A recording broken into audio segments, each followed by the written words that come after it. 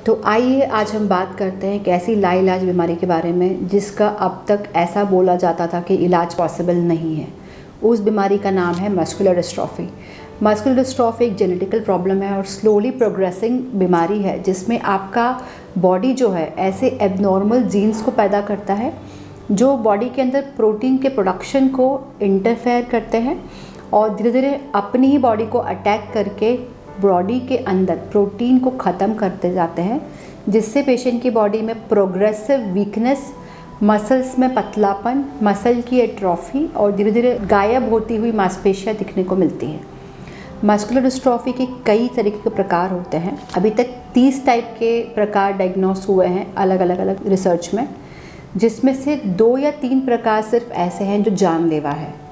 बाकी प्रकार अगर किसी को डायग्नोस होता है तब भी उनको ये नहीं पता होता कि क्या वो ऐसा करे जिससे वो अपनी बढ़ती हुई बीमारी को, जो स्लोली प्रोग्रेसिंग बीमारी है, उसको नियंत्रित कर पाए या संतुलित कर पाए इस मात्रा में कि वो बिस्तर को ना पकड़ें। तो पहले हम जानते हैं कि ये किस में पाई जाती है और क्या वर्ग विशेष होता है।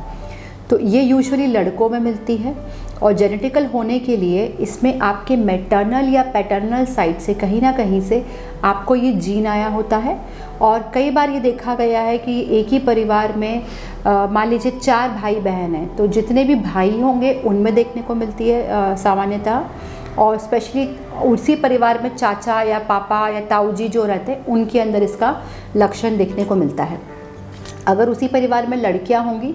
तो हो सकता है संभवतः वो कैरियर होंगी, उनके अंदर कोई लक्षण देखने को कई बार नहीं मिलते हैं। अगर आपके बच्चे के अंदर प्राइमरी एज में जो मुख्य लक्षण जिसको आप समझ सकते हैं, अगर आपका बच्चा चलने में बार बार गिरता है और संतुलन नहीं बना पाता है, तो 5 साल की उम्र के बाद अगर ये सारे सिम्टम्स आपको देखने को मिलते हैं, जैसे खड़े होने में दिक्कत, एक बार बैठ जाए तो संतुलन का ना बना पाना, बार बार गिरना या बॉडी के अंदर ऐसी अस्थिरता होना जिसमें बच्चा चल नहीं पाए, तो तुरंत डॉक्टर को संपर्क करना चाहिए। इसमें कुछ प्रकार के ब्लड टेस्ट और जेनेटिकल टेस्टिंग के द्वारा इस बीमारी को रूल आउट किया जा सकता है। अब अगर आपको मस्कुलर डिस्ट्रॉफी हो गई है तो अब आप ऐसा क्या करें जिससे कि आपकी बॉडी के अंदर या आपके बच्चे के अंदर या आपके परिवार में जिसको भी ये बीमारी है उसको सफ़र ना करना पड़े। सीपीके एक ऐसा पैरामीटर है जो ये बताता है आपकी बॉडी में कितनी क्षति हो चुकी है। मान लीजिए अगर आपका सीपीके 1000 से नीचे है तो इसका इलाज संभव है। सेकेंडली, अगर आपका बॉडी के अंदर मांसपेशियाँ धीमी गति से गायब होती हुई आपको परिवर्तित होती हुई दिख रही हैं, इसका मतलब यह है कि आपका सीपीके काफ़ी हाई है। तो सीपीके एक ऐसा इंडिकेटर है जो ये बताता है कि कितने लेवल तक क्षति आपको हो चुकी है। दूसरा, अगर आप सेल रिजनरेशन थेरेपी पे जाते हैं, बेसिकली क्या हो रहा है, बॉडी अपने नए सेल्स को बना नहीं पा रही है या जो बना रही है वो सेल्स इफेक्टिवली काम नहीं कर रहे हैं, तो सेल रिजनरेशन थेरेपी के द्वारा इस बीमारी को नियंत्रित या स्लो डाउन किया जा सकता है। देखिए, जेनेटिकल बीमारी है, मतलब हमारे जीन्स के अंदर है, तो पूरी तरह से इसको हटाया नहीं जा सकता, पर इसको इतना नियंत्रित किया जा सकता है कि जो व्यक्ति है, जो मरीज है, वो सफ़र ना करें और वो धीमी गति से या वो काफ़ी कम उम्र में जब बिस्तर पकड़ लेते हैं तो काफ़ी दुखदाई होता है एक परिवार के लिए इस सिचुएशन को फेस करना, उतना ख़राब स्थिति पेशेंट का ना हो। जब नए सेल बॉडी के अंदर बनते हैं तो सेलुलर फ्रीक्वेंसी जो हमारी बॉडी की होती है, अगर वो उसी क्राइटेरिया में बनेंगे जितने नष्ट हो रहे हैं, तो बॉडी कहीं ना कहीं उस संतुलन को बना पाती है। इसके अलावा अगर आपको मसल डिस्ट्रॉफी डायग्नोस हो गया है और आपको साथ में ब्रीदिंग प्रॉब्लम, सांस लेने में दिक्कत या फिर दिल की धड़कन बढ़ जाना जैसे सिम्टम्स हो रहे हैं, तो आपको इमीडिएटली डॉक्टर को संपर्क करना चाहिए, क्योंकि इसके अंदर कार्डियोमायोपैथी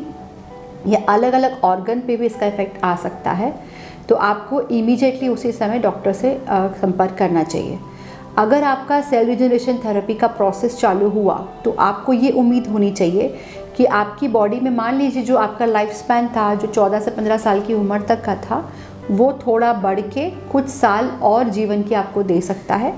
सेल के प्रोसेस जो हैं अभी तक उनको डीएनए के थ्रू या फिर मे बी कई बार आपका अम्बिलिकल कॉर्ड के थ्रू किया जाता था, जो काफ़ी खर्चीला प्रोसेस है,